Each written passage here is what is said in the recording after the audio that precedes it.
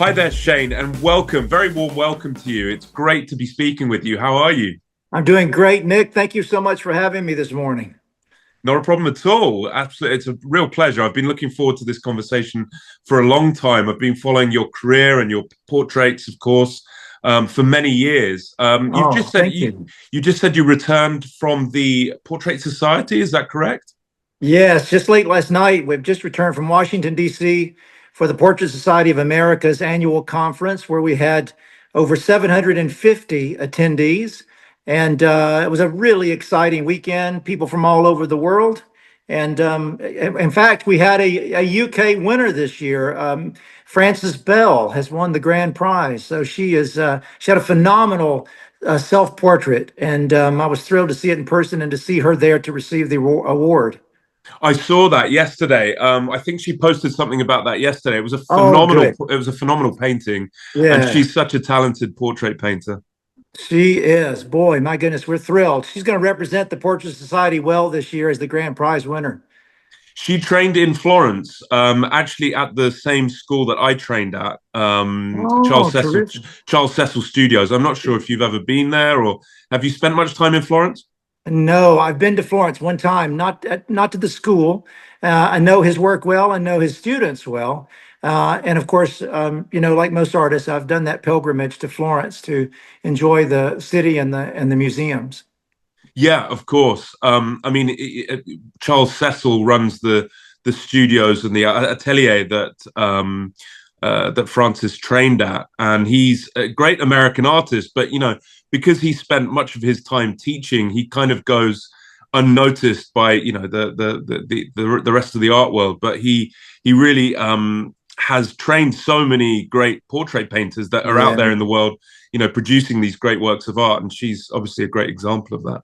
Yeah, I've always wanted to meet him. I haven't, but I've seen his handiwork, his students that I've met through the years. He has certainly turned out a large number of professional painters, and very impressed with his work and his students' work. Yeah, absolutely. And so for the audience, why don't you give us a little bit of background about yourself as an artist, how you got into your line of work, painting portraits, and just a little bit of a feel about what you do and what you represent. Oh, sure. Well, I guess I've been an artist my entire life. I think most of us probably trace back our beginnings to our earliest childhood memories when we sit down at the kitchen table and begin to draw. I love to draw. I spent a lot of my childhood certainly doing the things that boys do, playing ball and running around, climbing trees, but I also love to sit at the kitchen table and draw. And it was probably not until I was about 15 years old that I really began to take notice of artists in the world, particularly Norman Rockwell in the U.S., one of the great illustrators. That as a child you would see him on everything. He was on, mugs and T-shirts and plates and all the rest of it. But also, I know he had spent his entire life producing work for magazines. And so, as a kid, I knew the work of Norman Rockwell and a few of the other painters you would think of, like Rembrandt or Da Vinci. But I was 15. I got a paint set. I set up in my parents' garage, and with no other ideas about how to do it, I just began to paint and to see what I could produce. I would watch in the U.S. we have these public television painters that would come in on Saturday mornings in particular. They'll paint But like Bob landscape. Ross. Like Bob Ross, yes, yes, Bob Ross, and his predecessor was a guy named Bill Alexander. He was the first one on public television here. He trained Bob Ross, I understand. And there was another one named Helen Van Wyck, who I loved watching, and she would do portrait, still life, landscape. And my favorite part about Helen Van Wyck is it was very real, as opposed to Bob Ross, who does a start to finish painting in 30 minutes without a break. Helen Van Wyck would start working, and her painting might really begin to crash and burn, and she would turn to the camera and say, "Well, I'm just making soup. I'm going to turn the camera off for a while, and we'll be back in a little, in a bit." And she'd come Oh back and say, wow. "Yeah." So she would say, "So now I'm back. It's 5 hours later. I've scraped it off," and that gave me sort of a sense of what painting was really like, and that it's really, really hard. I Um, must look her up. I like the sound of that. yes, Helen Van Wyck. She's probably been gone for 25 years or so, but she had a good career and she had a good television career as a painter. But I did that, and then went So to this was university. so this was 15. You started painting, Yeah, I was just 15. trying it out yourself. And what was the initial? I mean, what did you initially try and paint? Were you copying other paintings you liked? Were you painting from life? What was your initial start? Well, as a good Tennessean, and a country boy, what did I try to do? I tried to paint a barn the first time I tried to paint. There was a book that I opened up on painting, how to paint. I forget who wrote it, but one of the first things that the demonstration that was there was how to draw a barn, paint a barn step by step. So I tried to replicate that painting. I actually kept it. I didn't know that I still had it. And about 5 years ago, when I was writing a book about my first 30 years of painting, I found that painting and photographed it and reluctantly put it inside the book. So I'll send you a photo sometime. It's pretty primitive, but the Oh thing that was wow! the thing that was really funny, Nick, was I knew so little about what I was doing that I purchased a tripod easel, a presentation easel, and that kind of has the chain in the middle, and that's it. And I set the thing up, and every time I would put a brushstroke onto the canvas, the legs would scoot, and the thing Mm. would fall to the ground, in a big crash. And I remember my mom came out, and we were trying to figure out what we had done wrong. Why would the easel not stand up? And we ultimately took tape and taped it to the floor of the garage so it wouldn't move. Um, but when I tell people, particularly when I'm teaching, and I say you can't start at a simpler or more primitive place than I did, it's really true. I knew nothing about it at all, except that I wanted to do it, which I think is interesting that some of us have that drive and we don't even know what's pushing us forward, but we're dying to do it. Um, Yeah, no, that's an incredible part of the creative journey is that, you're almost like a vessel. It's almost coming through you, it's almost like there's just all of this creative oxygen out there and you're just breathing it in and out and it's just there. And you almost don't know where the next brushstroke's coming from or, it just comes out of you somehow. It really is a sort of a spiritual experience in many I ways. agree.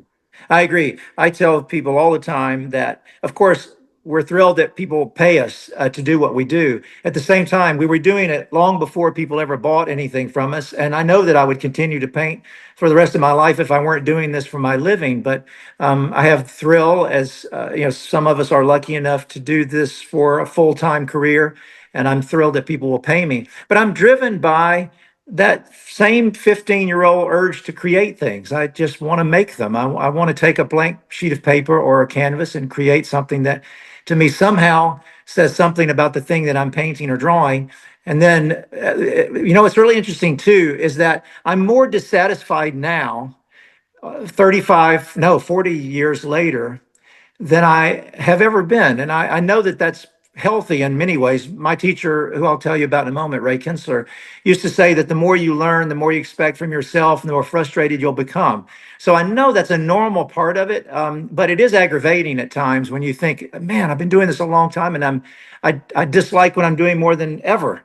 But So you mean when you were 15 and you painted that barn, you were fairly satisfied with the outcome. yeah, But yeah, that now was you're completely dissatisfied by these exactly. incredible portraits that you paint.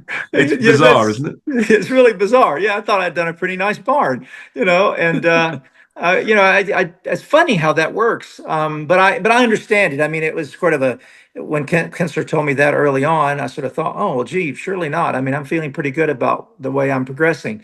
But I remember him going to see a John Singer Sargent exhibit at the Met about 10 years ago. And he said he was planning to spend the entire day there. So at this point, he would have been painting, say 70 years or something. And he's going to go spend the day at the Met with this Sargent exhibit. And he gets in and he says, about an hour into it, I thought, I can't stay here any longer. I've got to get back to the studio. I've got so little time left. And probably, at that point, he was getting in his probably late 80s, maybe late 80s, I guess. And he said, I couldn't wait to get back in the studio because Sargent was reminding me of how much more I had to learn, how much more I had to do. Oh So it's a God, very healthy haven't we attitude. all had that same thought? I know exactly that idea, when you're in an Yeah. exhibition and you think, my God, the catalogue of work that's been produced by this artist, and it's sort of contextualized because they're no longer, alive. So you can see the beginning to the end, the chronology of their life. And you just think, my God, where am I in my life? How much work Yeah. have I produced? What's my best painting? Is my best painting to come? All of those thoughts kind of whizzing through your head, and you just want to get going and painting again. Yeah, I'm becoming very frustrated about that as well, about how fast time is passing. Because when I used to go to see Sargents in a museum, I used to love to think, okay, he was 23 when he painted this. Okay, I'm only 21, so I've got a chance to get a little better. And now I'm beginning to think, holy moly, I'm 56, and what was he doing at 56? Well, At the same. let's go back. So you were 15. You started yourself in this barn. You painted this painting of this barn, and then from there, where did your journey take you? So I enrolled in university. I was a science major for 2 years. I just continued to dabble in my own drawing and painting, nothing serious. Did And you then think after, for a second maybe you would have gone to art school then? Was that an option or no? never would have considered it at No. all. I had no artists in my family. I mean, I had a lot of musicians in my family. I was told that my great grandfather was a talented sort of amateur sculptor. He could sculpt and carve things. And he had two sisters that I was told that were both amateur artists. So on my mother's side, there was some genetic connection, even though I didn't know anyone at that moment in my family that was working as a visual artist. Again, there were a lot of musically inclined family members on mom's side. So no, I had no idea at all that you could even make a living as a professional artist. If you had asked me, how did Norman Rockwell make his living? I would have thought that painting covers for Saturday Evening Post would have been one part of how he made his living. But he obviously had to do something else, right? He couldn't possibly be paid to be a full-time artist. So no, I didn't have any examples. So it never would have entered my mind. I finished 2 years of school, was about to go into my third, and was sort of just disenchanted with what I was doing. Didn't like what I was doing. Wasn't sure that I wanted to continue on this road. And so my precious mom, and yesterday was my Mother's Day. I lost my mom last year, so it was kind of a tough day yesterday. So I'm glad I was distracted yesterday. But my mom was the one that said to me, you've always loved to draw. Why don't you take a drawing class? And then it was my father, who I also adored, who did not say, I am not paying for any classes at the university in art. You'll starve to death. You're not doing it. I had this incredible, wonderful set of parents that both said, we're not sure where this is going to take you, but we'll support this decision, at least in the short term, if you want to experiment with it and see what it's like. And so I signed up for a drawing class and an art history class and a couple of other classes I wanted, a psychology class, a history class. And I mean, And you said that your mother was more encouraging than your father? no, they were both encouraging. I They were guess the both. point was Mm. my mom was the one that came up with the initial idea. Why don't you take a drawing class? I mean, she didn't even Mm. know if they had a drawing class. She just knew that was something that had been there since I was a child. And my father, who I meet so many people who wanted to be an artist, but their father would say, "No, you're not doing it. You're going to be a lawyer, a doctor, etc. You'll starve to death. You can't do it." I have so many students that come to me that are in their 60s. They've done a whole career of something that they didn't really enjoy, but they made a good living, or maybe even they made an incredibly good living, but they were never really happy or fulfilled. And now they're finally returning to the thing that they were driven to do from the time they were kids. And some of them are really good, and you think, wow, what a waste of creative energy in the direction of the fine arts. I wish they could have gone that way. But my father didn't say that. I actually didn't ask him about it seriously until he was diagnosed with cancer a couple of years ago before he died.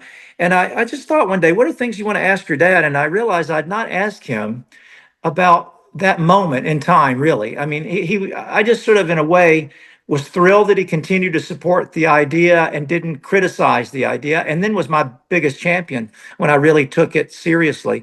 I said, Dad, why did you not tell me I would starve to death as an artist? Why did you not say? He was paying for my school, which I was so grateful for him to. He had gotten a second mortgage on our house in order to pay for my education because he didn't want to burden me with the debt of school. And Wow. it's just a hardworking guy who had not gone to college himself, who wanted to support his son in doing this, even as an art student. And so I said to him, why did you not say you would starve to death? And he said, well, I honestly didn't know a lot about it, but I knew you. And I thought that was like one of the coolest things that a father could say to a son. I knew you. So it means he trusted me. And then he knew me from my personality and what I was like. And then the other thing he said was, if I had told you no, and you went and did something else, you might have spent your whole life frustrated. And all the while, you would have said to yourself, I would have been an artist if my father had just supported me and trusted me and wanted me to do it. And he said, but if I said yes, that meant your father was saying, I believe you, I love you, I support you in this effort.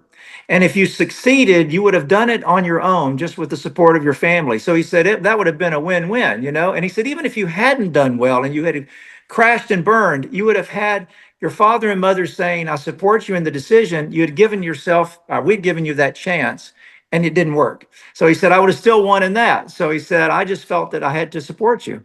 And I just thought, man, and when I thought about it, Nick, he was 45 years old when he gave me that advice. Or, you know, he initially decided to say, I'm not going to tell my kid he can't do this.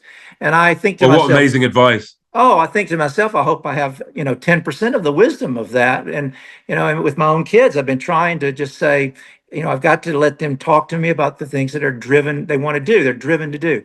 So anyway, that was my beginning. I have these incredible parents. I go to school, I study art my last 2.5 years of school. But I lucked up on a moment that changed everything, and that was that the painting instructor at school at the time was a professional portrait painter. And she came in twice a week to teach general painting. And she, as part of her programs, she would teach portrait painting later in the development of your work as an artist. So, first it was still life and lots of sort of exercises that build your knowledge as an artist first. But anyway, I started dabbling in portraits in her classes, and she was encouraging of me and said, you seem to have a natural affinity for you. I love people." And so that was, I think, number one. And number two, obviously, I loved art. So I was sitting for doing a year of a graphic design internship at an advertising agency. And I had a drawing in my cubicle that I was working on in class, a man that was posing for us in class that I was taking to and from my house each day.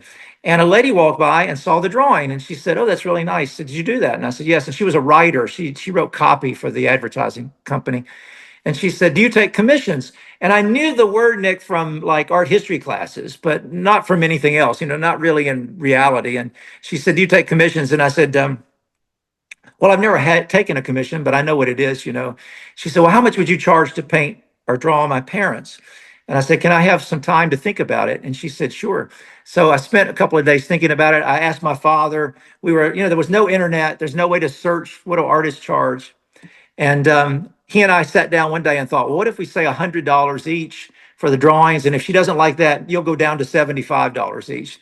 This was in 1989. And so I went into her office and I said, "How would $100?" I was nervous, I was thinking she'll say, "That's crazy. Who would pay $100?" So I said, "How about $100 each?" And she said, "Great, let's do it." And I was stunned. And so I produced the drawings. And, I don't know what it took me, a couple of days to do the drawings. And I thought, wow, I'm making $3.35 an hour, or I could do drawings like this for $100. It was like $25 an hour or something. And so it was like I was bitten. I had the You were bug. hooked after I that. was hooked. Yeah.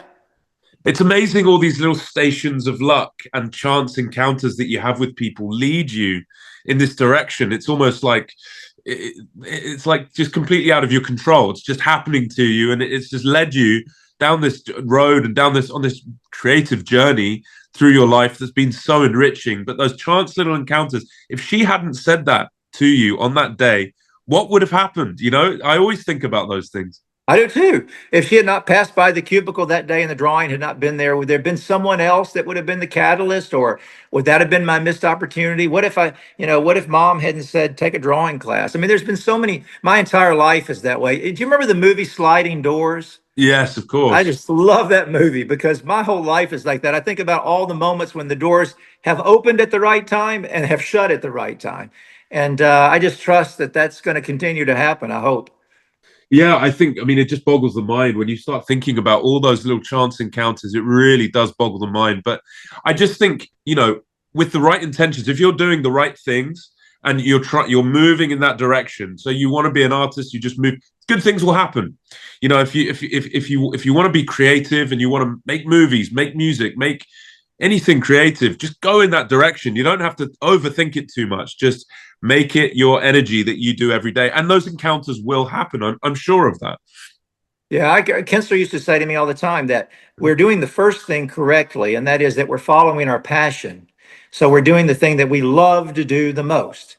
And so if that's number one, and then you concentrate on making that work the very best you can make it at the moment, he really believed that it would be recognized, that people would see what you're doing and they would recognize that it was good and they would seek you out. And so I try every day to work as hard as I can work at whatever I'm doing in hopes that other people will recognize that I'm giving it 110%, and hopefully it's worth their investment or their or worthwhile. And talking about your working life, where is your studio now? I've seen pictures of it. It's absolutely incredible. I mean, what floor is it on? Tell us about your studio. I love it.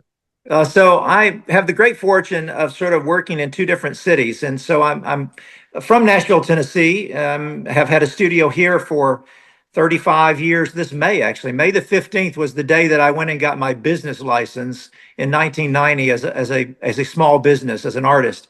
So Oh, I'm coming wow. up on. Congratulations. Thank you. 35 years on May the 15th. I remember the day well. I'll tell you why I remember it so well, other than the fact that it was my first official day in business. It's in the times before computers, and you go in with a form and you have to fill it out, and they're little boxes. So it says, "What's the name of your business?" And so I started thinking, well, I think I'll call myself Paintings by Michael Shane Neal. And I started filling in the little boxes, PAI. I was going down there. And when I got to the end, there wasn't enough boxes to finish my name. There was no box for L. So I go up to the window and I say to the lady, here's my form. I would like to call myself Paintings by Michael Shane Neal, but there's not enough boxes. And she said, I'm sorry, you can't have a name of your business that's more than the number of boxes on the form. And I said, you're kidding me. And she said, no. And she took the form. She just sort of like took it and started stamping it and all the rest. So I paid the money and I got my business license. To this day, 35 years later, when I get my business tax, thing in the mail every year to pay my business taxes, it says, the business name is Paintings by Michael Shane Nia, N-E-A. There's no L on the end. So anyway, Still to this 35. day, you can't correct that. They still Yeah, have the no, same. I never bothered, Oh, So right. 35 years this May 15th. But so I have a studio in Nashville, Tennessee that I've been maintaining all those years. I've had two or three well, I've had more than that. I've built three, but I've had three or four studios over the years. But then Ray Kinsler, my mentor, who had a studio in the National Arts Club for 70 years of his entire career, since 1949. He died in 2019, and I took over his studio there in the National Arts Club, which is on the 10th floor of a tower that was added onto the building in 1906. And it's kind of an interesting thing there because it's sort of this. It's kind of, in a way, it's a seamless transition. The studio is special because in all the building, it's the only studio that's only had three residents. So Frank Vincent Dumond was the first resident who taught Norman Rockwell, Georgia O'Keeffe, James Montgomery Flagg, the illustrator who did the "I Want You, Uncle Sam" poster, and my teacher Ray Kinsler. He moved in the studio in 1906, occupied it till he died in the actual studio space in 1951. He always told Kinsler that he would never leave there. He would die in the studio, and he did. And then Kinsler moved in and stayed there for 66 more years in that one studio. And so I moved in when Kinsler died after a small renovation, actually a large renovation. Actually, I say a small renovation that they didn't change a lot, but they did fix the place up. And in 2020, so But you it's didn't change the windows or anything like that. no, yeah, that north window facing Gramercy Park, 10 floors up, open sky as far as I can see, just about. And I mean, it's several. There's a It's park in. incredible because inside it looks like this classical, classical studio that you might get in, I don't know, London or something like that. But it's high up, so Yes. it's this strange juxtaposition between modern New York and the classical interior that you have. Yeah, and nobody knows. Almost no one knows it's there because it sits back off of the brownstones that face the park. It actually the building has two brownstones in the front. That's on 20th Street, and then it goes back to 19th Street, so it's an entire city block. But in the garden of the old building in 1906, they built this tower, and you sort of don't notice it. It sits back off the street. We've got a 2.5 acre park in front of us that's gated and has a fence around it that's private, and then the Gramercy Park Hotel, which is on the other side. So I've got like 3 or 4 acres of open space in front of me that'll be protected forever, and this blue sky. So it's an extraordinary painting space with a 25-foot ceiling and a 15-foot north window. Amazing. And what's a typical day like in your studio? How do you like to set up your studio and work, and what's your routine like? So I get up pretty early. So I'm usually up around 5:30 in the morning. I've done that for years. I find that it's just the way that I can start the day most effectively and have a little quiet time to read and have breakfast and then to get ready for the day. So I'm usually in the studio by about 8 o'clock or so. I've already checked some emails by then on my phone or my computer.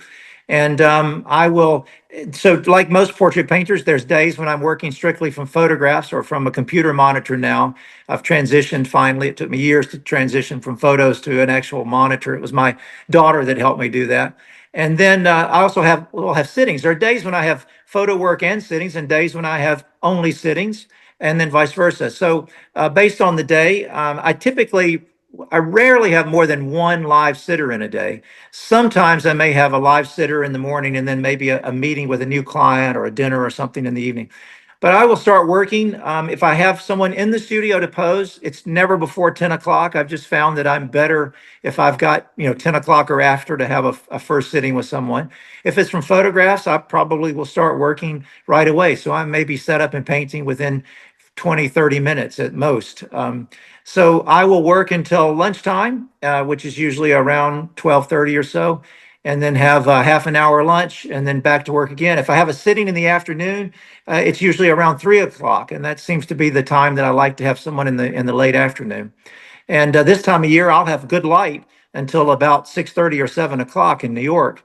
So that's a typical day. I'll clean up, 6 o'clock, and maybe. So your sittings, one sitting is about 3 hours, basically. Yes, with breaks. So about 3 hours with breaks. So I do about 20, I'll say 20 minutes to them, but I typically get 30 minutes out of it. You're chatting with them. They don't realize often that it's 30 minutes. And but I'll let them stand up and look and see what I'm doing. They'll come around and look at the easel, make comments on it, go back to sit. I found that to me, it is very helpful to have people engaged in the process. There's something I love. There's a sort of obscure letter that Henry James was writing someone when he was sitting to Sargent in the studio for that marvelous Head and Shoulders portrait that's, I think, at the National Gallery in London with the National watch Portrait chain. Gallery. Yeah. And he says, he's doing this, that, and the other. And then he says, this is paraphrased, but something like, I'm going to sit for, Mr. Sargent again today. And he said, I think over the known ground, he's going to make a new start. And, from that point, he'll move much more quickly. And I think to myself, isn't that interesting? James is noting there that Sargent is having difficulty with the portrait and that he might make a new start that day. And, James doesn't seem to think anything about it. He'll just move more quickly with the new start. And I think how fantastic that he had that kind of confidence in the artist and that the artist was confident enough to, as we know, Sargent, to scrape off a day's work in front of the client and try again another day. It boggles my mind that Sargent would have a bad day, because you look at his paintings and they're so perfectly executed that you think this guy is just a genius. Every mark he made was perfect. But then when you hear these stories of him, because apparently he did that a lot. He used to scrape back a lot. He used to really think about and scrape back and try and get the perfect mark time and time again. I believe the profile of Madame X was done over and over and over again. So, it's just amazing to think that, because when you see the paintings in life, they don't seem like that. They just seem, easy and easily executed. That's part of his magic, was that he could actually disguise any struggle he made some kind of comment once of looking at someone's work and said the evidence of the struggle was too obvious. And we know from X-rays of looking at paintings like Madame X that he made change after change after change. But he did have this incredible ability to make it look as though it had been only one pass on everything that he ever did. And I think we would all have to watch him to really see that happen. I've only known one human being in the world, and I guess, obviously because of time and the distance from when he has passed away 100 years ago this year. But I knew one person that saw him paint, and it was a guy named Will Barnett. And Will Barnett was an extraordinary artist in New York. He lived in the National Arts Club from, I don't know, he was there 30 plus years. He was on the floor below me, the 8th and 9th floor. He had a duplex studio, a really big double studio. And Will Burnett lived to be 103 years old. And when he was a boy growing up in the Boston area, his mother had connections and knew that her son, who was a budding young artist, would like to see Mr. Sargent when he came to town. And so when Sargent was there working on murals about 1923 or so, I think it was. I think it was the last time Sargent was in Boston. He was planning to come back the next day, the day before he died, next day after he was planning to go, when he died the day before.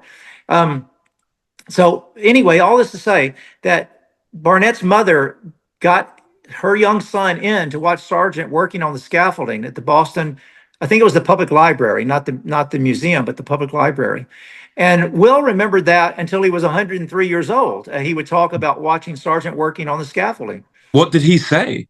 Well, the thing that I remember him saying to me that stuck with me, that I thought was so fantastic, was that the size. Now this is a boy, but Sargent was a big man, but that the size of the man sort of defied the way it was coming out of him. Like from the brush. That he used the brush in a way that didn't match him in terms of his bulkiness or the scale of the man. And so I guess Will thought, well, this is a big guy. He's going to go at it like a big guy. But evidently there was something. I tell you, I think I could make the connection.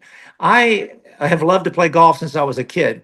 And I have followed professional golfers at golf tournaments before. And the first time I ever watched Tiger Woods play golf, which was at the Masters in 2000, and I followed him for a number of holes.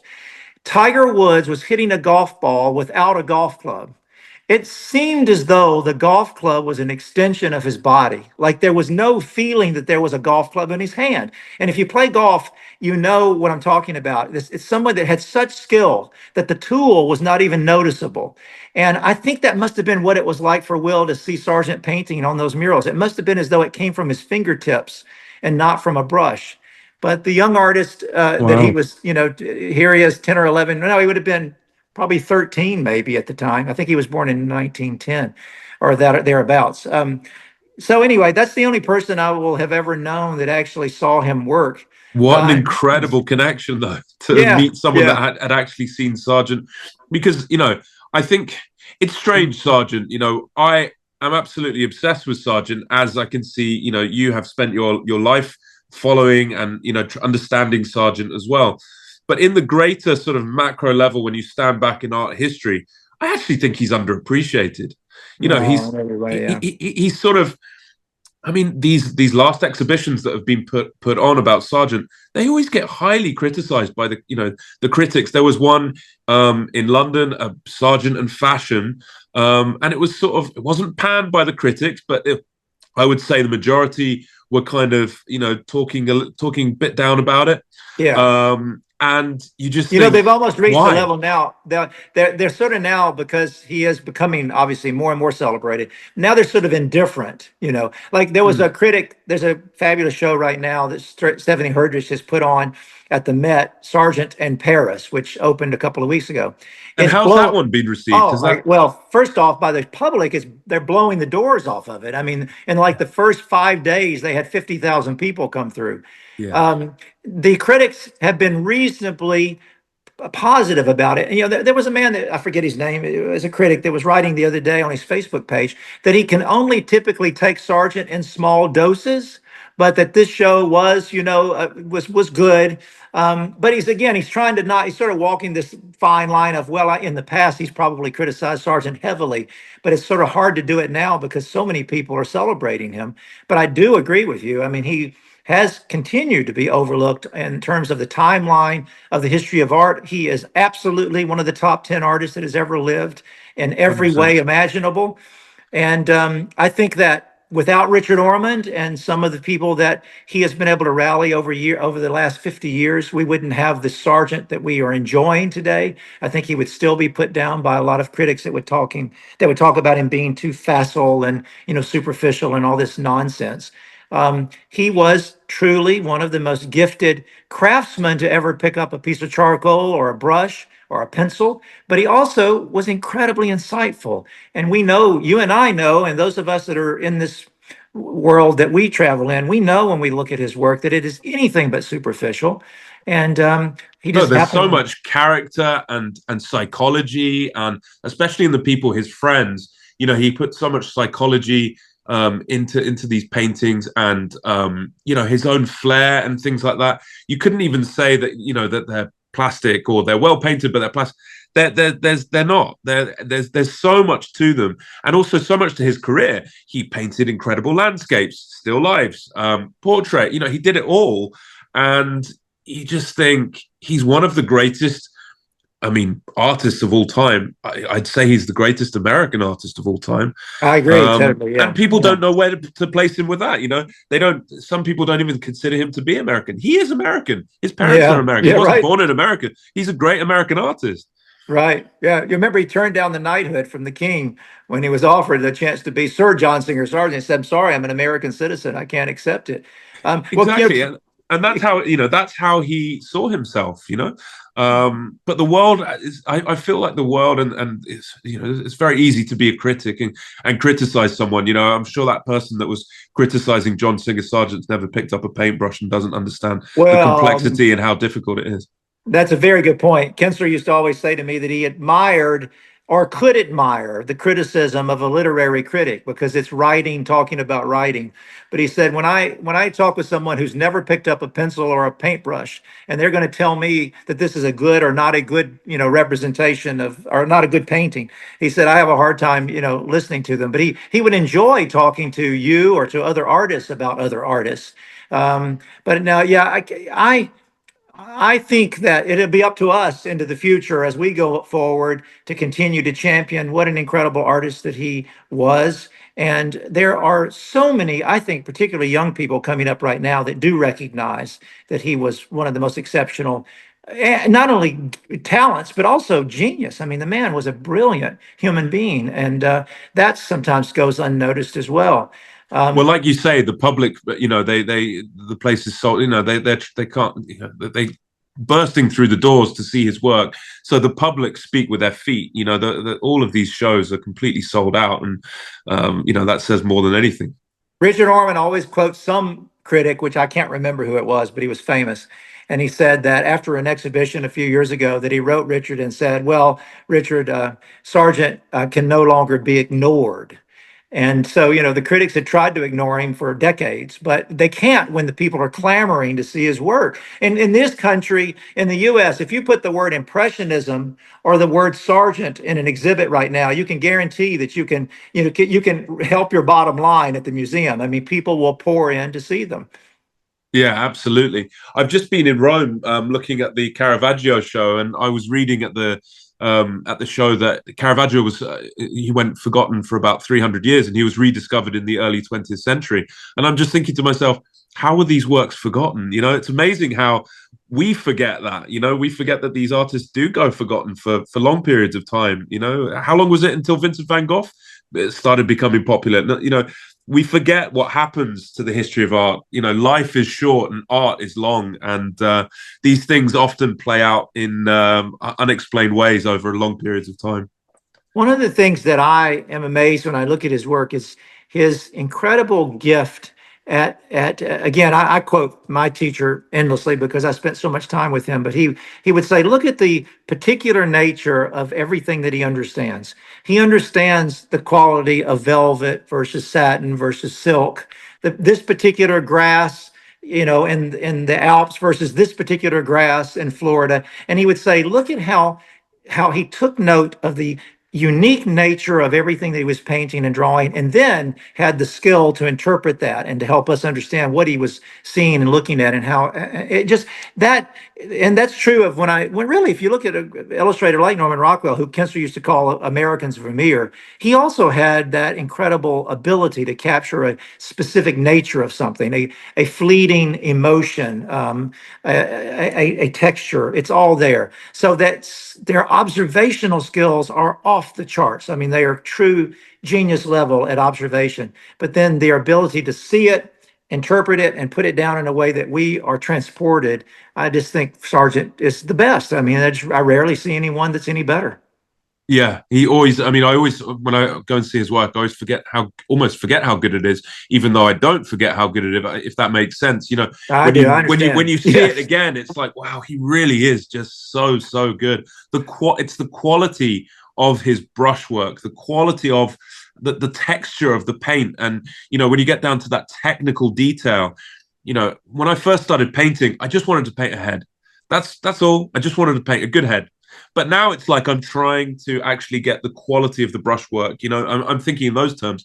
His level of the quality of his brushwork and the texture of his paint and things like that is on such a different level from anyone. From anyone. There's no one out there that can paint on his level. And like everyone who is exceptionally good at what they do, he makes it look easy when you're standing in front of it. You look at yourself and say, why can't I do that? It looks so simple. It's so remarkably simple. Kinsler studied with a man named Gordon Stevenson, who studied directly with Sargent and with Soroya. And so Kinsler used to talk to me all the time about what he would call Stevenson the old man. He would say, the old man said, the old man said, and the truths are things that we've been studying since we've been in art school. I mean, strong draftsmanship, good value, edge sensitivity. It's all the things that we know.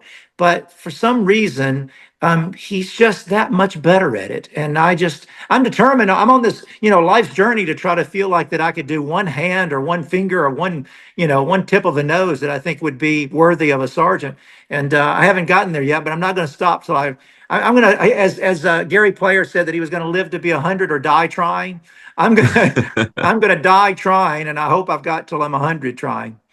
Well, I think you're doing an absolutely incredible job. And in many ways, you're sort of carrying that tradition, of Sargent, with you. I know that you're the chairman of the Portrait Society. You're also part of the National Arts Club, where your studio is. And you carry this sort of great American tradition for portraiture as well with you. You're one of the leading portrait artists in America, and you paint, in that tradition that Sargent did. So it's a heavy responsibility to carry, Shane, but you're doing a great job. Well, thank you. Tell me a little bit more about your role with as the chairman of the Portrait Society, and also what role you play at the National Arts Club. So the Portrait Society began basically at a table at the Sal Magundy Club with a group of artists: Ray Kinsler, Daniel Green, who you may be familiar with his work, Bert Silverman, who's 97 and still producing such amazing work out of his studio in New York. There was Gordon Wetmore and a number of artists sitting around talking about the fact that it's so difficult for artists to access affordable educational resources in realism or in traditional painting and drawing. And that was not obviously available in a lot of schools, still isn't today. And even if it is in a limited way, sometimes it's more expensive than an artist can afford to pay. So they were willing to volunteer their time and energy to try to create a foundation where they could assist artists on their journey and to try to help them to grow. And so they formed a non-for-profit. Ed Jonas was an artist who passed away a few years ago, sadly, with Gordon Wetmore and others, and an incredible lady named Christine Agnoski, who became our executive director in 1998 when the foundation was formed, and is still our executive director today, 28 years plus on. They started with this mission of trying to make sure that these time-honored traditional techniques of painting and drawing were not lost and were made available to artists. And today we have over 3,000 members throughout the world. We do an annual conference that I just mentioned, where we have usually 700 to 800 portrait figure painters that come from all over the world. And we also, as you know, not only providing webinars and printed material and a monthly, quarterly, as well as we do international artists every 2 months with an article or two. But we also have this incredible conference, and artists that will demonstrate and lecture and do panel discussions. They're all volunteer. They do not get paid to do it. They just want to share. And the artists that come pay, as we're trying to keep it as low as possible. So it's a few $100s, about $500 or $600 for them to come to the conference. And they get to sit and hear from seasoned professionals over a 3-day weekend and a variety of classes. And it's hands-on. We also have workshops where people can draw, sculpt, paint. And this lives on now. We've lost our first two chairmen, which was Gordon Wetmore, who helped to found the organization. Then Ed Jonas was our second chairman, a phenomenal painter sculptor like Gordon, who was a great painter. And what year was what year was the organization founded? 1998. Right. 1998. And so Gordon Wetmore was the chairman for 10 years. Ed was there about 15 years, I guess. And then Ed Jonas passed away. It's now been, I think, 3 years ago, and maybe it's 4 years ago. And we had an interim chairman. I was on the board, but Dawn Whitelaw is our vice chairman. She served as an interim chairman for about a year. And then the board asked me to take on the chairmanship. So I've now been doing this for, I think it's 3 years. I've lost track of time. I started right at the end of COVID, so it must have been late 2021 or so. And, it's been, Nick, a lot more work than I anticipated. And again, it's all volunteer. I'm not paid to do this. I do it out of a passion for my love of teaching and my love of sharing, and also out of responsibility. And you sort of mentioned about, carrying on this tradition. I mean, Ray Kinsler and others have invested so much time and energy in me and my career since I was 23 years old. When Kinsler gave me the Sargent palette, that he owned 6 months before he died, it felt so much like it was a passing of the torch of Sure. it was like, I trust you. I trust that you will continue this. So I work really hard for the organization that I love. I love dedicating the time and energy to it that I do, because I see the results of my work and others, and the young people that we meet, and the people that are seasoned artists, or even artists, like I mentioned early on, that could not do this for their career for decades, but now have decided that this time in their life they're going to return to it, and they connect with our organization, and they meet artists, and they start learning from them, and it just is this incredible second life that they have. So the work we're doing is phenomenal, and I'm so grateful to you asking about it, but also to the support that so many people give us around the country and the world. Yeah, it's one of, the art world is such a vast and diverse and expansive kind of place. And us who focus on portraits, have our little sort of microculture within that. The portrait world is a very small world. Everyone knows each other, and it's a great world to be a part of, because everyone in the portrait world is so passionate, and also I find so learned about art history and who they like. Going back to the Renaissance masters. I particularly love Titian and things like that. But everyone has their places that they like to sort of dive into and things like that. So it's this kind of microculture that we walk in and help each other and kind of live in and create this. I hope this strong world of portraiture that we carry forwards. Well, you're doing it with your work, and what I love and what's unique, and I hear this all the time. We are unique in the world of creatives in that visual artists love to see another visual artist grow, and they love to share information. None of us walk around thinking, I'm not going to tell that to my colleague or my friend. Oh, I just figured this out. I'm not going to share that with anyone. We're just the opposite. We can't wait to share it with somebody, because we love to see somebody else get better at what they're doing, whether it's sculpting, drawing, painting, because and I think in a visual artist's heart is this desire to see just great art, no matter who's producing it. And yes, I mean, sometimes I find that I'm competing with some of the same people for a portrait project, but that's cool with me if they get it, because that person selected them. They like the quality of their work, they like their style or whatever. And sometimes I'll get something that they don't. But I love when I find out and see that the work that they did is so top notch, is so fantastic.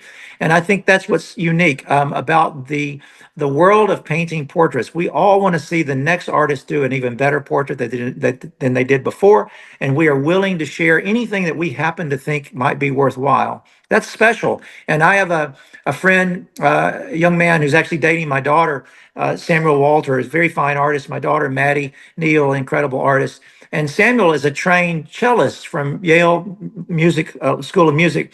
And he tells me that in the world of musicians, it's just like cutthroat. I mean, they'll step over your dead body to get ahead. And it's not that way in our world. I mean, we just can't I think wait. that's unique to the portrait world, though, because I think in the Yeah. contemporary art world, it is quite Oh, cutthroat. really? Is it? Well, Wow. See.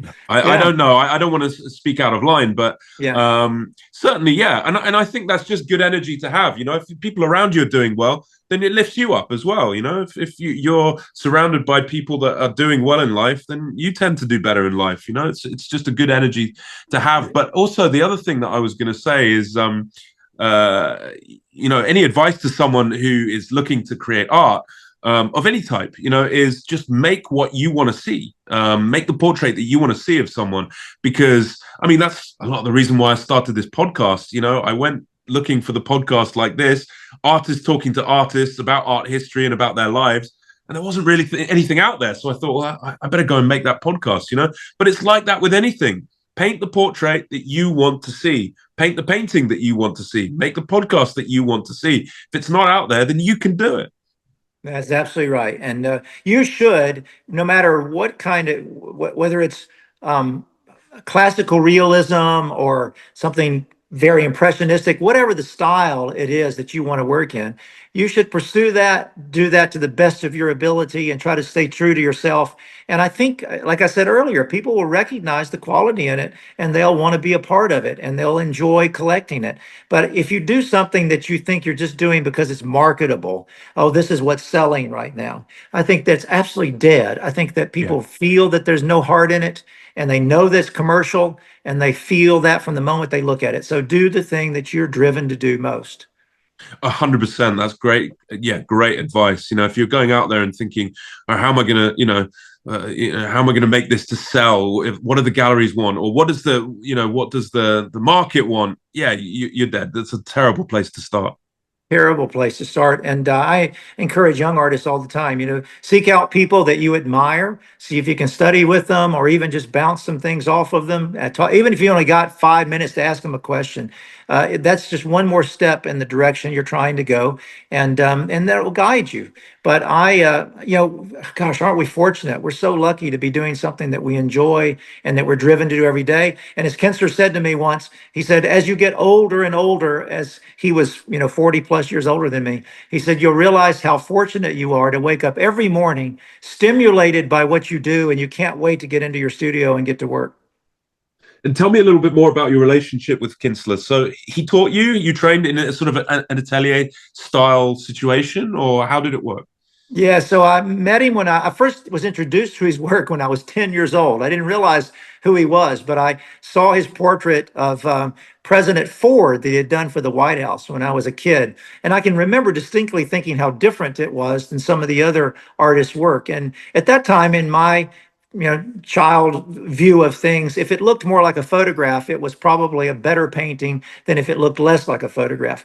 And I don't remember thinking his wasn't good, but I remember thinking that it was, in my mind, that it was kind of loose. I think the word I would say at that time was sloppy. It had lots of paint and it was moving all over.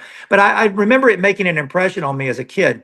I then discovered his book when I was in college, called Painting Portraits, which was originally written in 1971. I read it cover to cover in the late 80s and said to myself, this is what I want to do. When I finished that book, I remember distinctly the moment that I said, this is what I would like to do. I want to be able to paint people like this man, this Ray Kinsler guy. I was 23 when I met him. We became pen pal, sort of, we became pen pal friends. We were writing back and forth, pen pals. And he is encouraging me. He's looking at photographs of my work, and he's saying, do this and do that. And I would do less of that and do more of this.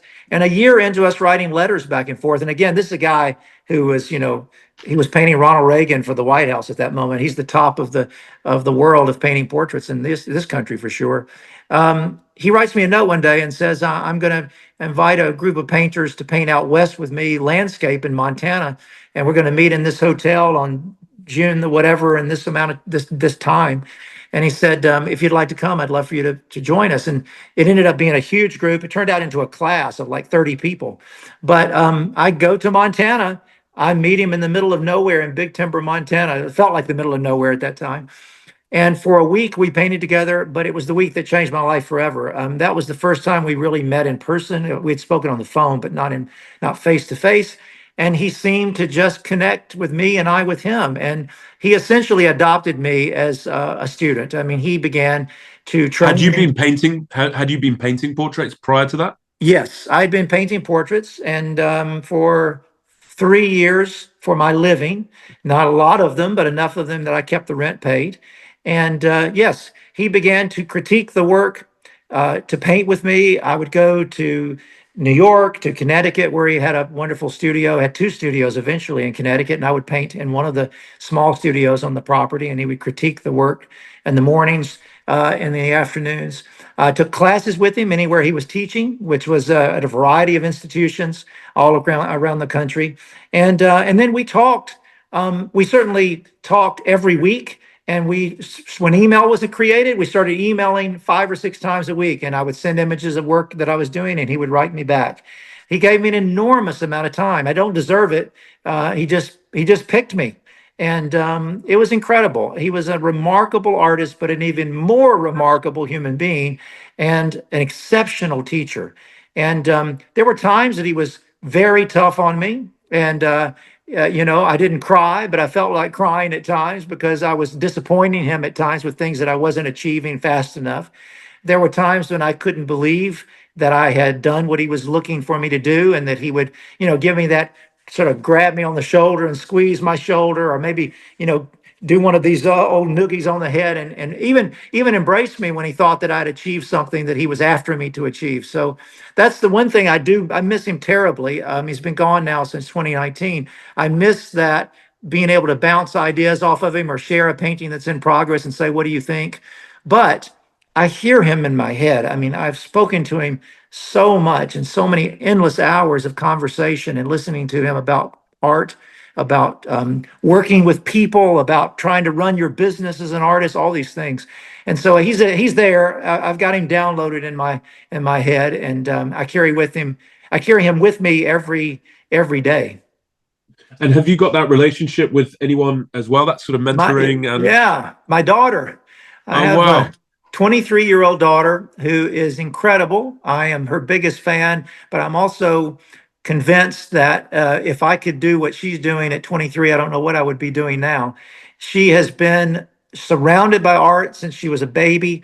She has taken to it like a duck to water. She sat around when Kinser was critiquing me, and she was like a little sponge, just absorbing.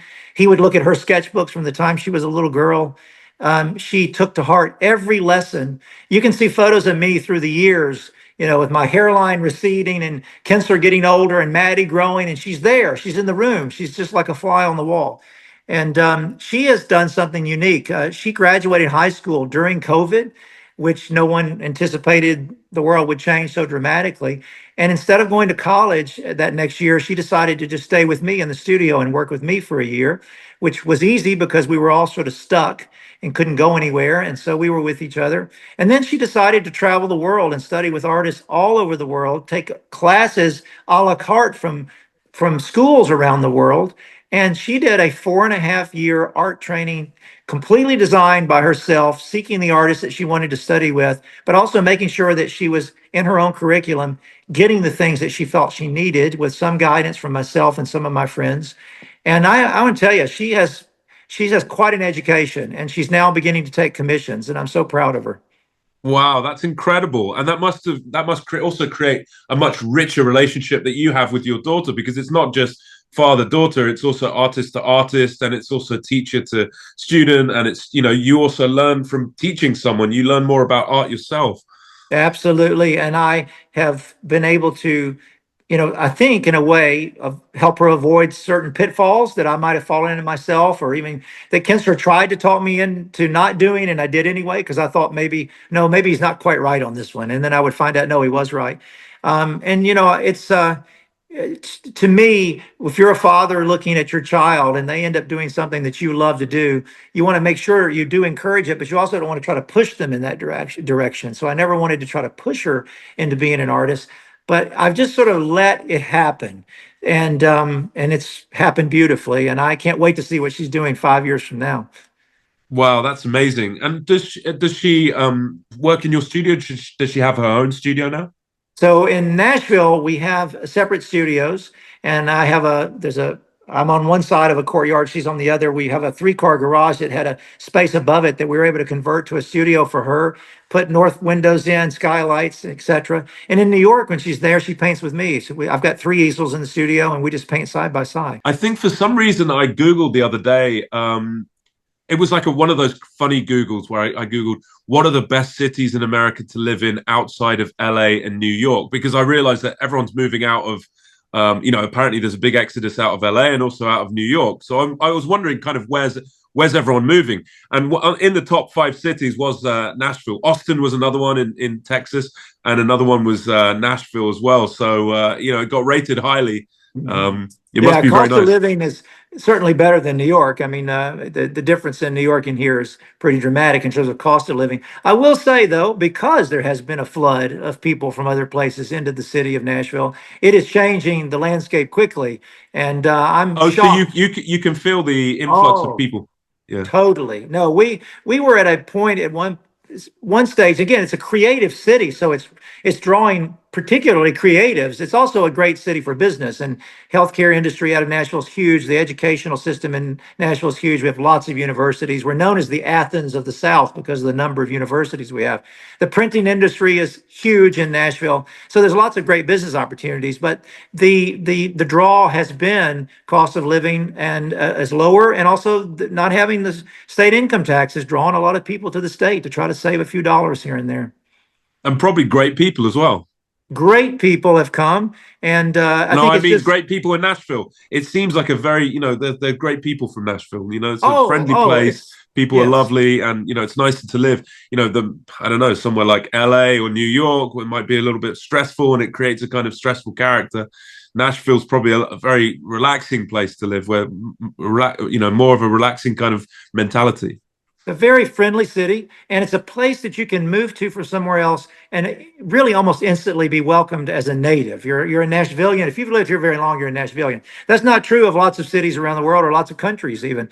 But you can come to Nashville, and in no time at all, you're considered a local, and people are very welcoming. We're built in this state in Tennessee. We're built up of a lot of Scots-Irish immigrants, and those Scots are they're lovable people, and they can be tough as well, but they love good hospitality. They love to cook for you and have you come on in and sit around the fire. So Nashville's got a lot of that. Is that your background? I mean, your name is very Irish, but is that your background, Scotch Irish? Yeah, Scots Irish. Actually, my family's from Falkirk originally, and they went to Northern Ireland, as a lot of Scots did at one point, and then came to the U.S. through Virginia. Ended up in Nashville. The story is that my second great grandfather was trying to go to California and never made it past Tennessee, which is probably true. But yeah, I did my DNA just about a year ago, and I'm still, according to Ancestry.com, I'm still 46% Scottish and 39% English. So I'm still hanging on to a good chunk of my UK heritage. But I feel very at home when I go back to the UK, particularly going to Scotland. I mean, it's just wonderful. And I wear my McNeil kilt proudly and do a couple of times a year at events here. That's fantastic. Yeah, they're very passionate in America, the kilt wearing and the Scottish heritage. Yeah, at the Presbyterian, my great grandfather was a Presbyterian minister, and something they do at the Presbyterian Church each year is called Kirkin of the Tartan, and it's where they sort of honor and pray for families of Scottish descent and celebrate the beginning of the Presbyterian Church in Scotland. So it's a beautiful day where everyone shows up in all their tartan, and it's an event that I try never to miss each spring. Where is that? So it's held at different Presbyterian churches all over the U.S. And so Oh, we have one wow. that'll be held here in Nashville. And yeah, all the Presbyterian churches will have a Kirkin of the Tartan in the U.S. once a year. So you were brought up in the Presbyterian church. Well, I actually was not. My father was, but my mother was brought up in a different tradition. And one of the things that they decided early on was that her children would be raised in what's the Churches of Christ, which is very similar to a Baptist. If you're familiar with Baptists in the U.S., it's kind of a relatively conservative church. And I went to a school that is connected to the Churches of Christ, Lipscomb University in Nashville. But my father and my father's family and my grandparents were all very devout Presbyterians, but I was Presbyterian. raised a little differently. But I still enjoy going to the Presbyterian church a couple of times a year, and I honor my father and family by doing that. Oh, that's fantastic. Getting back to Sargent, I know that you painted a copy of Edwin Booth, the famous portrait of I'm the. still working on it. It's Oh, underway. I was going to Yeah. ask, how's it going? And what are Yes. you learning from doing that copy? What am I learning from it? I'm learning about what a genius he was at every stage of his life. I'm also learning about how difficult it is to copy something as accurately as you want to. And even though you are trying to work in a, I mean, I don't have Booth standing there, but you and I have studied Sargent enough to understand at least his approach to painting. And so I'm trying to approach it the way that he would if I had the model there. I was just so fascinated at this Sargent show that's hanging right now at the Met, at looking at those Franz Hals copies that Sargent did when he was in, standing in the museum as a student, and his early student work, and how incredible there's a Velasquez copy there that looks as though it's almost Velasquez. I mean, Sargent's very good at getting just the right brushstroke and just the right thick and thinness of paint, and the edges are just right. So I'm finding it very challenging to not put some of my own self in the painting. And, Right. this is my mark. Oh, no, wait a minute. Sargent wouldn't do it this way. He would do it that way. I'm also, it's very daunting, the scale. I mean, this painting is, it's 8 feet tall. I mean, the painting I've done of Booth is life size, and it's a very big project. And I'm standing on a ladder to do some of the work, so I realized that Sargent had to be standing on at least a three level ladder to get to some of the upper portions of the painting. You can put the painting on the ground, and it's still, I can't reach the top. So you got to step up and down in order to work on the thing at the top. So, Booth was not particularly happy with the piece. There were players that helped with the commission that complained about the likeness during the process of it being completed. And Sargent was a little. That's another thing that happened to Sargent throughout his career. People Yes, complained so much about the outcome yes. of this is the greatest portrait painter to have ever lived. So if people were complaining about Sargent, then if you or I get any complaints, then We should I understand. feel a little bit better about it. Yeah, we should totally understand if Sargent, it happened all the time to him, and it still and does to us, of course, and so we should feel better about it. The other thing that. I think he got so frustrated in the end, though, that he gave up on Oh, portraiture. He had made enough money from portraiture. He had done it all, and he just wanted to, obviously he wanted to paint, but he wanted to focus much more on his landscapes, and then his murals in Boston became his real focus at the end of his life. I did Just, you I think it was just due to frustration. Oh, I agree. And did you enjoy that episode, that sort of series, Downton Abbey, when they showed that show? So I Yeah, watched that show, and I watched those characters in there, and I think, how would it be to work for those day in and day out? Those folks, they had nothing better to do, and I'm sure they were critical of every part of it. They were prima donnas all the time, saying, "Oh, this is going to be too long. I can't do this today," or whatever. I think about Sargent going to paint in these grand country houses, sometimes weeks on end, or having that constant line of them coming to the studio in Tite Street, and as demanding as they could be. So I'm sure it was frustrating. And he was dealing with the same things we all deal with. Oh, I don't think the mouth is quite right, or I yeah. think my hair should be this or that. So as good as he was, I know that he dealt with some of the same problems that we deal with, and so we should feel a little bit better about it. But yeah, I've heard the stories about him. Saying I think there was a story about someone who was complaining up until the last moment, and Sargent finally took the painting off the easel and was beginning to lower it into the crate to be taken away. And the man said, "I'm sorry, wait a minute, just one or two more changes. They're not very hard." And Sargent looked at him and said, "Well, if it's not very hard, you can go and do it yourself." And he had gotten to that level of frustration. So I think you're right. I think he finally said that life is too short and I've got other things to do and I really don't have to do this anymore. Yeah, I mean, there's a difference. That Sargent and Friends, those portraits are quite different, I find, from his formal sort of commissioned work. The paintings he did of his friends are very intimate. There's a very sort of there's a sort of relaxed touch to them a little bit. It's hard to explain, but there seems to be this intimacy and a more relaxed approach, a much more impressionistic approach, a much more looseness in what he was trying to achieve. He wasn't so. Sometimes when you're painting a portrait, you're going for likeness so much, you kind of have to like throw away the quality of the paint a little bit to kind of just make these tiny little niggly adjustments that end up, you end up sacrificing a little bit of the quality of the paint. And you can see that in some of the sergeants. I think I he was. totally agree with you. Totally agree with you, Mm. 100%. And I'll tell you that if you're in England or even the UK, I've been involved in a small exhibition that's at the Broadway Museum and Gallery in the Cotswolds there in Broadway, which I was going to Sargent. ask about that. Yeah. Yeah, so Sargent painted there 1885, 1886, and that was a very important part of his career, which is exactly to your What did point he that. paint there? Was that where he painted Lily Carnation, Yeah, Carnation, Lily, Carnation Lily, Lily Lily Rose was Rose? painted there. So this is really interesting. This is Oh really wow!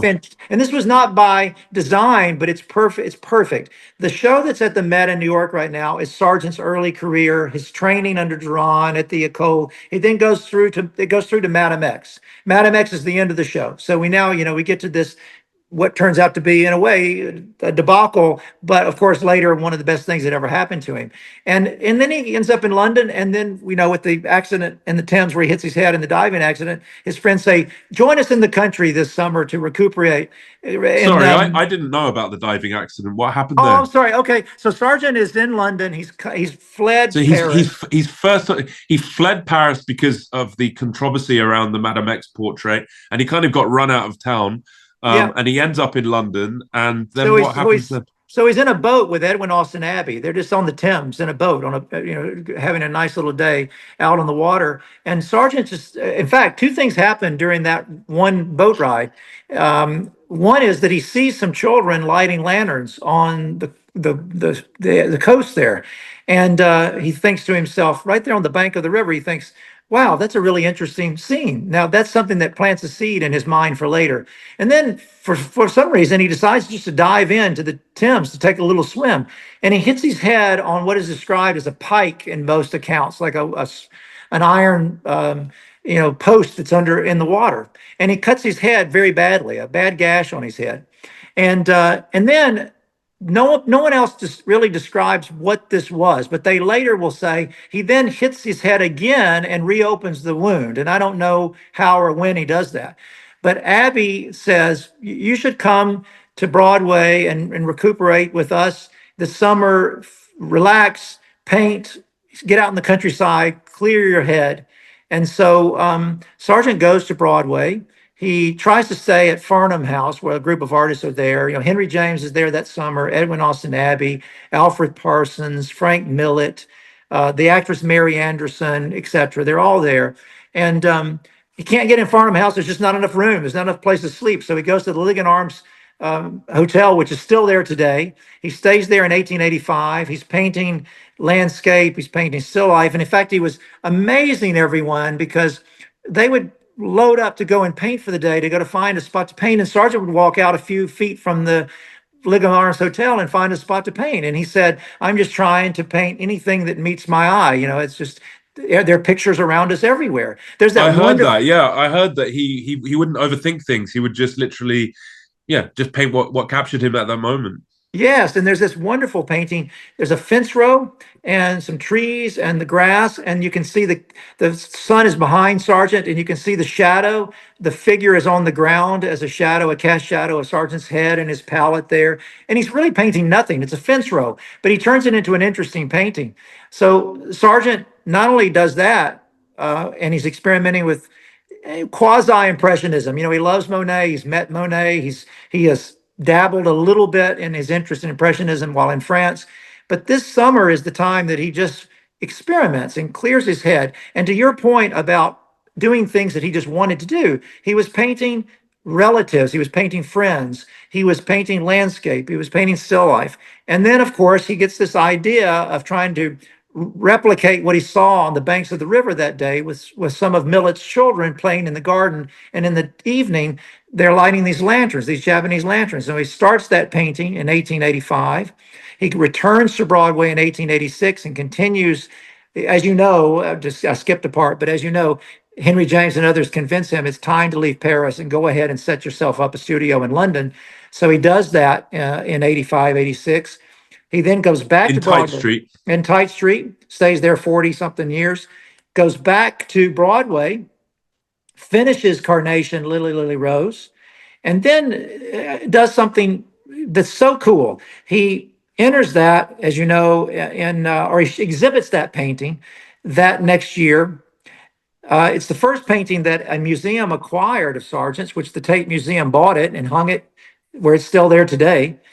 But what I think is so interesting is the English had totally roundly rejected Impressionism. The French were beginning to accept it, but of course, it was a new thing to everyone. So you have an American artist who is painting in an Impressionist style in England, who convinced. Inspired by Monet, Yes, who was inspired by London when he went to London and it was so foggy and yeah. smoggy. It kind of inspired him to start Impressionism, but then Monet became the great hero for Sargent. I mean, yeah.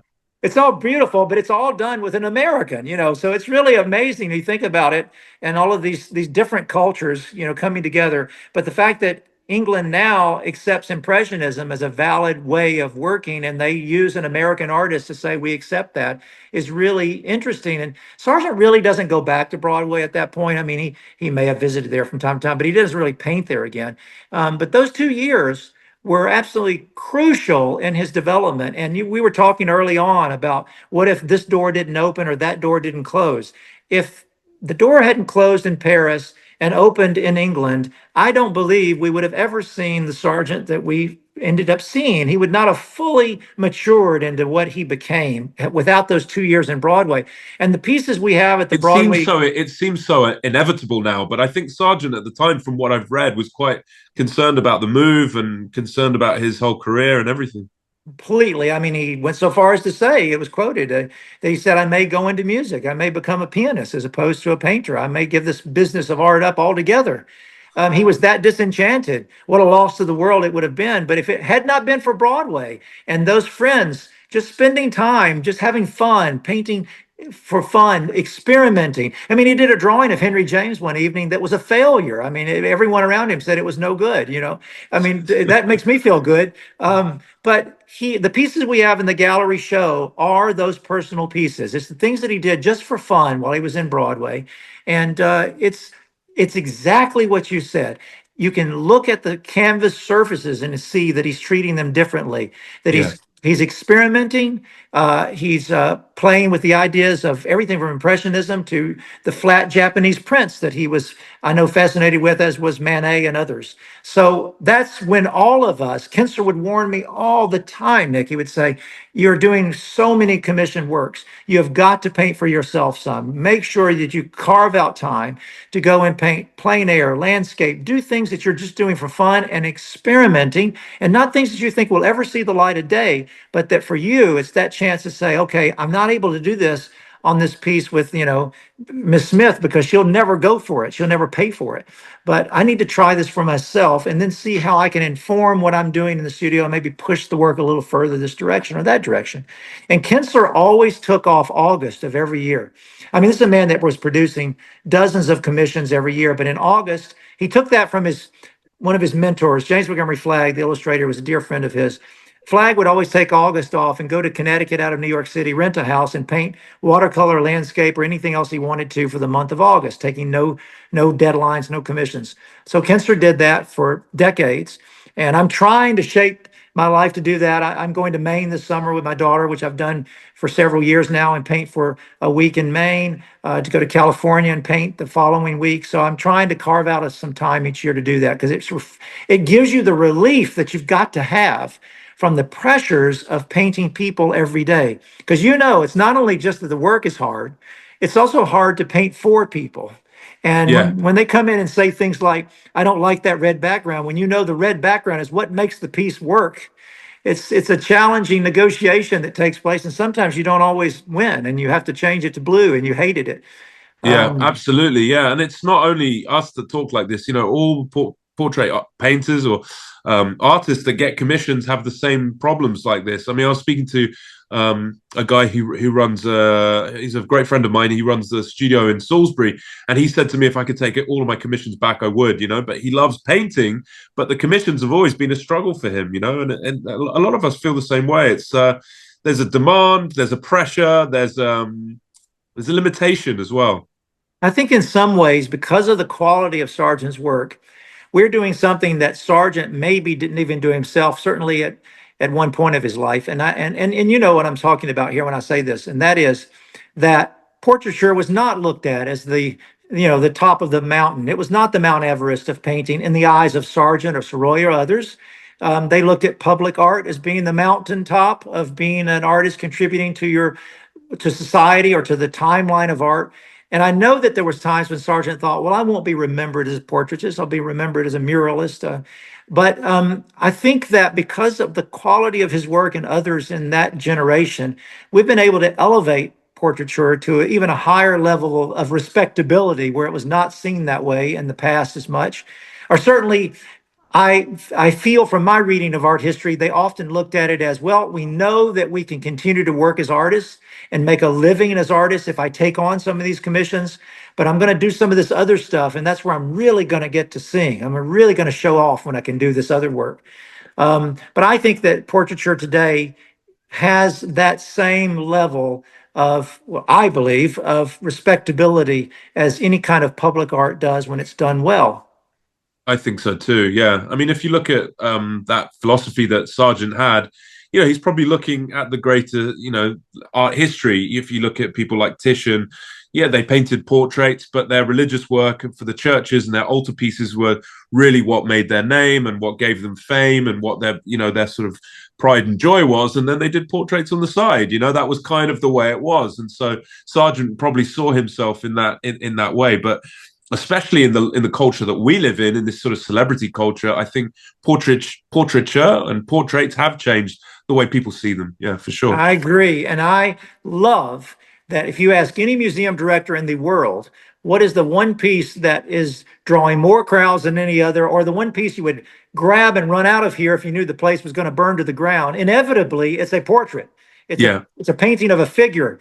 And when you know that Madame X is still today the #1 most viewed painting in the world, more people line up to see Madame X. Sorry, I didn't mean Mona Lisa. Mona Lisa. That people line up to see Mona. I wish it was Madame X.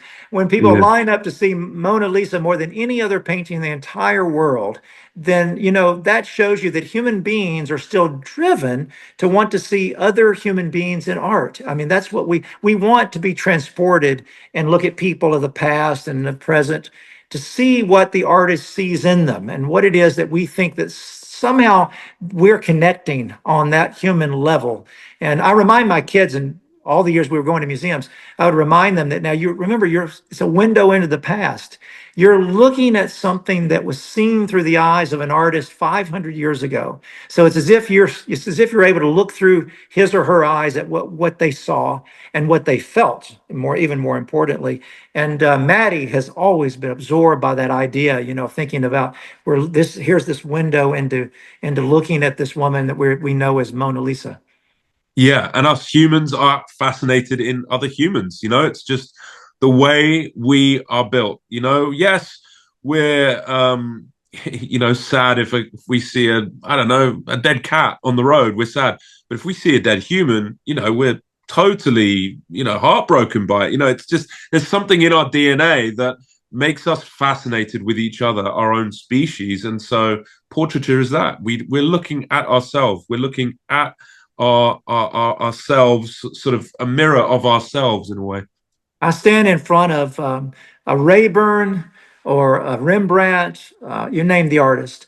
And sometimes if you can just take your hands and block a little of the costume, whatever the clothing is they happen to be wearing, and you look at the faces, they're the faces that are all around us today. I mean, it's the same sort of sense of a personality, someone that has experienced great joy or great pain or an easy life or a hard life. They're the same. And Kensler said to me one time, what would disappoint you the most and also maybe surprise you the most if time machines were invented and you could go back in time to, let's say, the Romans? I said, what? He said, you would find out that human beings have not evolved at all. We're exactly the same. We have the same loves, the same jealousies, the same, joys and hatreds. I mean, he said, people have just not changed that much, but the costumes have. Yeah, absolutely. I mean, that's what I find so fascinating about history is, the stories of people's lives. How did a Roman live? How did Rembrandt live? How did he paint? What was he actually doing? Those little intricacies about people's lives are the most interesting part. It's, often the bigger picture, the bigger story, very hard to understand, but you can understand someone making a meal, loving their child, feeding their cat. Those kind of little stories are so human and understandable, and then it makes us relate. There's this very famous, well, if you Google it, you can find it, but it's a medieval. He was illustrating a Bible, and he left his ink out, and the cat walked into the ink, and he walked across the paper, and the footprints of the cat on the paper. You can Google it, medieval cat footprints or something like that, and it's just a moment in time. His pet cat from 800 years ago, or even longer, like 1,000 years ago, walked in the ink, and this little moment in time's captured. And it's those little moments of history that I find so endlessly fascinating. I love it. And I am reminded all the time about what we do is going to be here for a long time after we're gone. And so are my clients. The people that I'm painting often think about the fact that this is the way they'll be remembered. And sometimes something is very accurate, and I use that word with quotes around it. But you might have to paint something that is broader, that something is more than just a moment in time, but is more of a period of time. And I've captured things about someone in the moment that I realize is not necessarily characteristic for a wider portion of their life. And so I realize I've got to change an expression, or maybe even, maybe even a slight change in something that's going on within their likeness. The heaviness of an eye, maybe, or eyes, might be more of a part of that age 70 wasn't there at 65. But the thing that I feel is the hardest part of what we do is somehow making that painting capture something that everyone that lives with that person today or knows that person today would agree that's John or that's Sue. And it's not always that the eyes are in the right place or the nose is exactly the right length. It's often that you've captured an attitude or a spirit of the person that you can't even put your finger on. You can't measure it in a way. The only way you can really capture it is being. I call it hyper real. Like being when it's hyper real, when it's sort of more real than a photo. Like a photo is just a moment, like you say. A photo, you capture a moment, but a portrait, you're capturing time. You might paint them over 10 sittings, for example, so it might be over months, and so you're capturing in that painting this time period, and so it becomes more real. I think it becomes more sort of hyper real, and certainly, that's why paintings and portraits are so much better than photos. Yeah, when they're done the way that you and I know they're done well, they transport you. They take on something of a life. They breathe almost as though the person is standing there, and you're seeing something that not even you maybe can totally explain, but you recognize it as another human being. You feel it right away. That's Tommy, that's Rich, that's Susan. I know them. I feel she's about to laugh or about to speak. And the only way you can do that is spending time with the person you're painting. I mean, I do posthumous portraits from time to time. They're the most difficult for me to do. I spend as much time poring over old photographs, or if they have videos or films of the person that I can watch, I love doing that because that helps me get a little bit better of a feeling. But having done this for 35 years for my living, painting 40 plus years, if you ask me to tell you things about someone that I painted that I never really met, I may have known them as well as I can know them from books that I read or watching those films. So little is, I retain so little is there because I didn't have all of my senses to be able to engage them. But if I have an hour with someone, even if it's a sketch, I can tell you all kinds of things about the experience because that connects every sense in some way that's unique. And when I try to tell young painters, I know these photographs are really good. I know this digital technology is really good. All the rest of it, the color monitors, it's all unbelievable. Sometimes it's almost too good. It shows more than I want to see at times. My daughter showed me how I can blow up an eye, so the eye is enormous on the. Well, that's not the way I'm interacting with someone, so I don't really want to see it that large. But it is another step away from the experience of being with the thing that you're painting. And so to engage that person in real life, to engage that landscape in real life, even if it's for just sketches, you can hardly measure how much you are absorbing so that you can interpret photographs better. I absolutely agree. Yeah, I couldn't agree more with that statement. And listen, Shane, the time has just flown by. It's been Oh, so I could talk to you all absorbing. day. It's talking about Sargent, painting, your life, everything. You're such a great speaker, communicator about art and about life in general. It's been an absolute pleasure speaking to you, and I hope when you're over in England next time, we'll be able to meet and carry on this conversation. I would love that. Thanks for the work you're doing. I have admired your posts for years. I follow you religiously. Your Instagram account is one of my favorites to look at on a daily basis. And I just appreciate all you're doing to connect me and all of the other artists that you talk with to each other around the world. I feel like I know so many artists because of your podcast and because of all the things you're doing. So thanks for the great work, and congratulations on your work as an artist, too. Thank you so much, Shane, and I look forward to catching up again soon. Sounds great. Take Thanks. care. Bye.